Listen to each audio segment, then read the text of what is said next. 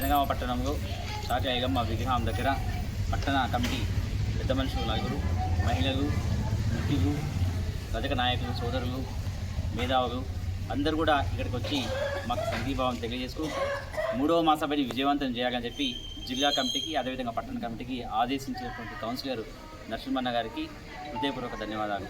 అదేవిధంగా ఇక్కడ వచ్చినటువంటి మహిళలు మరి ప్రతి ఒక్కరికి పేరు పేరున అందరూ కూడా హాజరు కావాలని చెప్పి రాష్ట్ర కమిటీ తరఫున, జిల్లా కమిటీ తరఫున పెద్ద మనుషులు కూడా మరి నాయకులందరికీ ఈ సందర్భంగా తెలియజేసుకుంటూ మరి ముఖ్యంగా తెలంగాణలో మనం చాలా వివక్షతకు గురవుతున్నాం.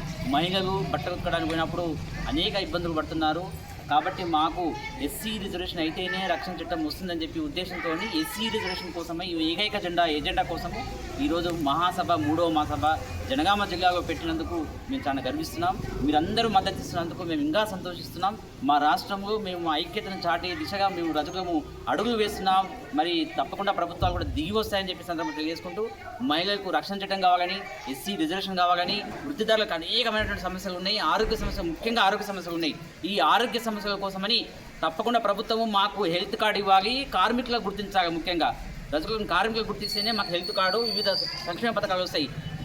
వృత్తి చేసే పెద్ద మనిషి చనిపోతే దిక్కు లేదు. ఈరోజు గౌడనలకు ఏ విధంగా అయితే 5 లక్షలు ఇస్తున్నారో మరి రజక వృత్తిదారులు కూడా చనిపోయిన పెద్ద మనిషి కూడా 5 లక్షలు ఇవ్వాలని చెప్పి సందర్భంగా తెలియజేసుకుంటూ అనేకమైనటువంటి డిమాండ్స్ కోసమని మేము ఈరోజు జనగామ వేదికగా, ఎన్ఎంఆర్ గార్డెన్ వేదికగా మేము 3వ మహాసభ ఏర్పాటు చేయడం జరిగింది. కాబట్టి అదేవిధంగా ఉద్యోగం రిజర్వేషన్ లేవు, మరి చదువుకున్న పిల్లలకు అవకాశాలు లేవు, నిరుద్యోగ యువత రోజు రోజుకు పెరిగిపోతుంది. కాబట్టి మరి వీటన్నిటిపైన ఆ వేదిక పైన మనం అన్ని సమస్యలపైన మాట్లాడే దిశగా మనం అందరం అడుగు వేద్దాం.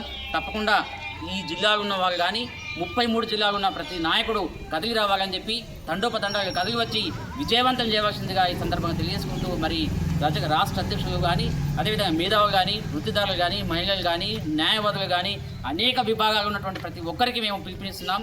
సంఘాలకు అతీతంగా పనిచేయవలసిందిగా ఈ సందర్భంగా తెలియజేసుకుంటూ మరి అవకాశం ఇచ్చినటువంటి పట్టణ మహిళలకు అందరికీ, అది పెద్ద మనుషులకు, నాయకులందరికీ, జిల్లా అధ్యక్షులకు మరి ప్రతి ఒక్కరికి నమస్కారాలు తెలియజేసుకుంటాం.